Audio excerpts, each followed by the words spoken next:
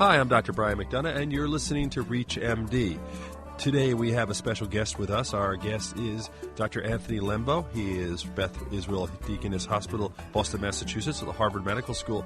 And you gave an interesting lecture I just had an opportunity to see and really enjoyed, which is on probably the most stimulating topic in the world, but at the same time, it impacts everybody's practice.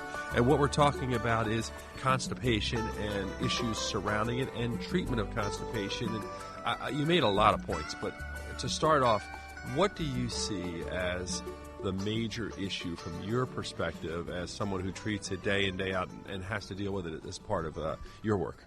Well, thank you for having me, first of all. And I think, constipation is so common, and I think that's the bottom line with it. We not only among our patients, but our family and ourselves, almost everybody's experienced constipation at some point in time. And at times it can be quite debilitating, and I think that's important for us to realize as clinicians, is that for some patients that it can really affect their overall quality of life. We need to recognize it. We need to ask about it. Patients are not always forthcoming, particularly when they're seeing their primary care physician. They may want to be discussing other things, but like their blood pressure or their sugars or other things, but really the constipation may be what's affecting their quality of life the most. So as physicians, we need to ask patients about their bowels, and if we recognize that there's a problem that's impacting their quality of life, then initiate some treatments. You make a great point, Dr. Lembo. I'm in family practice, and one of the things that you want to do when you're in that situation is try to think of things that your patients might be embarrassed about to talk about. I mean, I think we do a good job in younger populations of talking about STDs. I think we do a good job because of HIV and all those things associated with it. Kind of broke down a lot of those barriers. I think we do a good job of talking about erectile dysfunction because all those barriers have been broken down through television commercials and product placement. But constipation is still kind of in that, I don't want to bring it up from a patient perspective. And if they're not going to bring it up, you could go 2, 3, 4 visits, and this person could be suffering. Exactly. And the other is fecal incontinence. I think that's another area that, like constipation, that's often not asked about. Patients can be embarrassed by it. I think as clinicians, we need to ask patients about their bowel function and specifically, if they had accidents associated with it, and if they have constipation issues, how it impacts their quality of life. How do you define constipation? I mean, I know we see babies and they'll say, my child's been constipated, and we may look at it, has there been a bowel movement in 3 days? Has there been this or that? And what are there ways of determining constipation and levels of severity and concern from your perspective? Yeah, we struggle with the definition. I spent a bit of time today talking about the different symptoms associated with the term constipation. So patients often come in, or we all have our own perception of what constipation is and may say, oh, I'm constipated. But you need to delve in and find out what people mean by that. So typical symptoms include straining, incomplete evacuation, infrequent stools. Sometimes people need to do digital maneuvers or pull up their pelvic floor in order to help them defecate. Those are all common symptoms that people attribute or associate with constipation. So it can mean a lot of different things, and we need to just,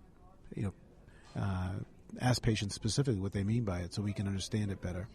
I'm Dr. Brian McDonough. I am right now speaking with Dr. Anthony Lembo. We're in New York City at an Omnia Prova education seminar. We're actually in one of the break rooms talking and having an opportunity to discuss many of the points you made in your lecture. And in listening to your talk, there were several things I thought were very interesting. One, just down to the point of different types of stool and to recognize what those things are from a clinical standpoint. Tell me a little bit about that. Yeah, so I showed a graph of what's called the Bristol Stool Scale, which shows a different wide range of stools that patients may experience, or we may all experience in day out. And it's helpful for us to talk to patients about what their stool consistency is like, because that can give us a sense of whether their transit is fast or slow, or whether we need to improve their consistency with medications or with fiber or diet or exercise or fluid intake.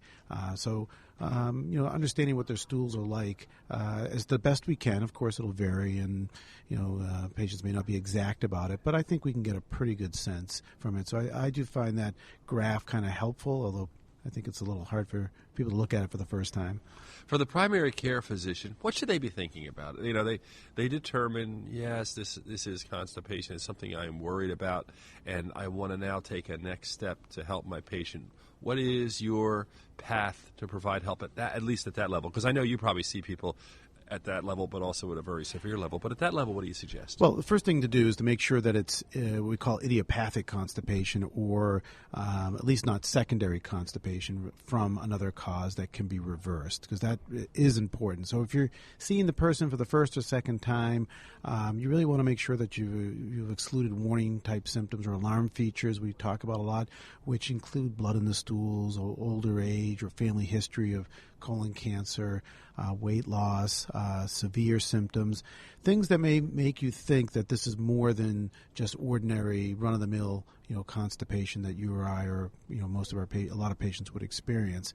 And if you do, if you see any of those, further testing probably should be done. I think that's where the clinician, it's so important for the primary care physician to understand that these are things that they need to do. They need to see if there's blood in their stools. They need to document that. They need to check their blood count if they're not sure. And again, every patient's a little different.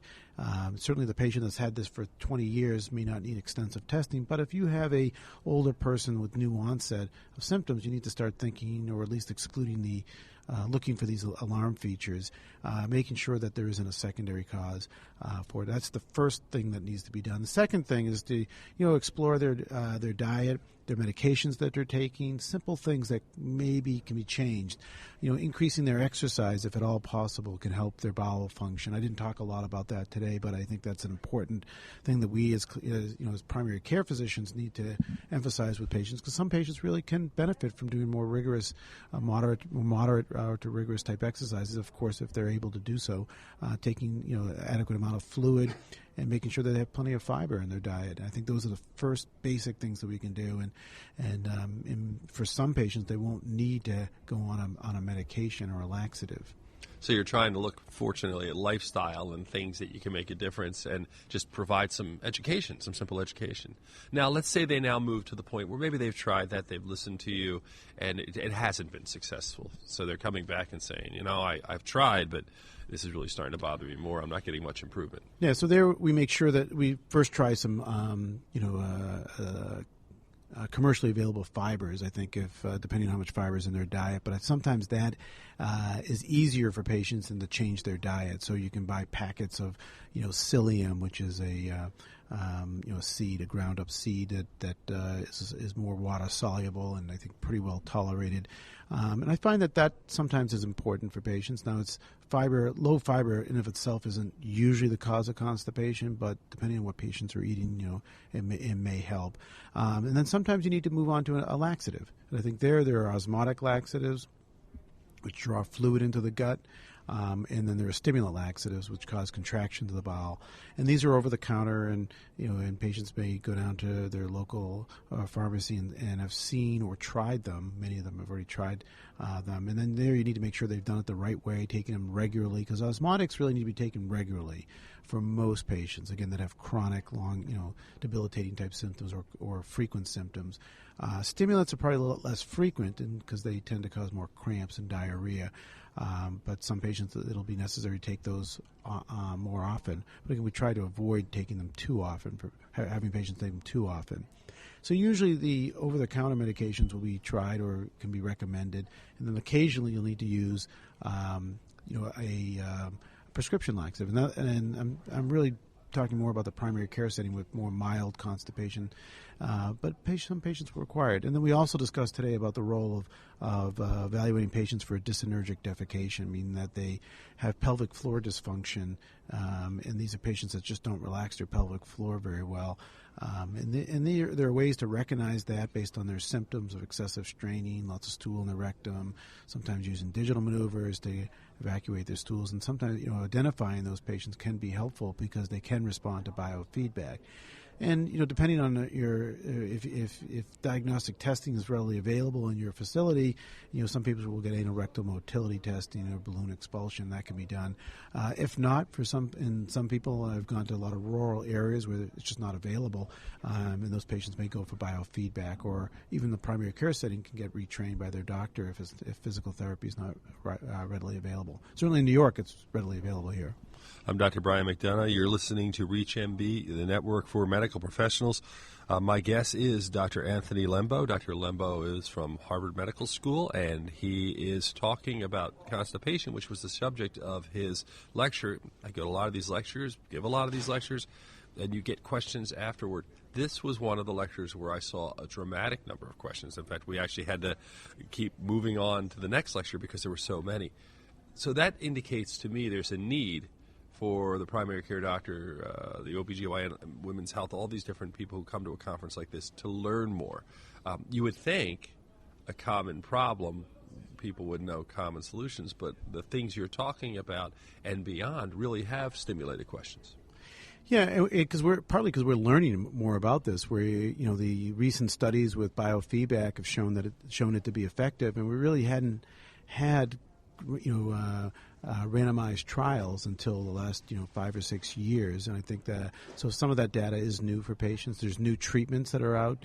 There's a new medication that's just becoming available called linaclotide. I think people are interested in hearing about something that's new that's out there, and I think there's still questions about how to use it. There aren't defined algorithms, so it does make it interesting for clinicians because there are lots of different ways to do this. There's not necessarily a right or wrong way for this, and I think one question that came up was how do the newer drugs compare to what's out there in the market? Well, as I explained, there aren't good comparative trials yet, and so we don't really know how they directly compare to a OTC medication, and I think that's part of the challenge, and that's why I think there's a lot of interest here. That's interesting, and I want to conclude this interview talking a little bit about what you see as exciting and into the future, because we talked a lot, and I think importantly so, about the basics. But what about going forward? What do you see as exciting and new information in this area? Well, understanding the mechanism of constipation, I think, is going to be a big factor. I think newer therapies that are coming out. We have linaclotide that's just coming out now. There'll be other medications. I brought up a drug called prucalopride, which is available in Europe, in Canada. And I don't often, at least in a primary care setting, bring up drugs that are not available in the United States. But in this case, I think prucalopride. They're going to read about prucalopride and see it in articles and some comparative studies. So it's good for them to know, and it has a similar mechanism to tegoserod, which is a prokinetic drug that was taken off the market that we used commonly in the GI world. So I thought it was interesting from their perspective to discuss it at least, and we may see that drug in the future. And there are other trials that are ongoing with other products. So I think there'll be more interest in the years to come, and hopefully more treatments too. Is there something I didn't ask you that you think is important that you'd like to talk about that, in this brief interview we didn't have a chance to talk about or discuss? Well, we didn't discuss the role of diagnostic testing. A question that comes up frequently is, when do I need to do a colonoscopy? Does everybody need to? Because that's the primary care in the office sees the patient and they're trying to figure out, is there a secondary cause, and should I just do a colonoscopy on patients? And I think I brought up the fact that most of the GI societies have recommendations not to do routine colonoscopies in everybody with constipation. And that if someone's over the age of 50 for routine screening, that's recommended. But if they're under the age of 50 and they have no alarm features, that you don't necessarily have to put everybody through a colonoscopy, at least not initially. But you do have to evaluate for alarm features. And again, I think that's the first line with these patients. First thing to do with these patients is to make sure they don't have a secondary cause. And that's what the primary care is really going to be seen in their office. Well, Dr. Anthony Lembo, I want to thank you for taking the time to talk with us. I think it's definitely a topic of interest, and it's something where a great deal of people, I think, benefited from your being here today and hopefully from listening to this talk and interview today. I'm Dr. Brian McDonough. Thank you for listening. Again, our guest has been Dr. Anthony Lembo. Dr. Lembo is from Beth Israel Deaconess Hospital, Boston, Massachusetts, and the Harvard Medical School. I'm Dr. Brian McDonough. Talk to you soon.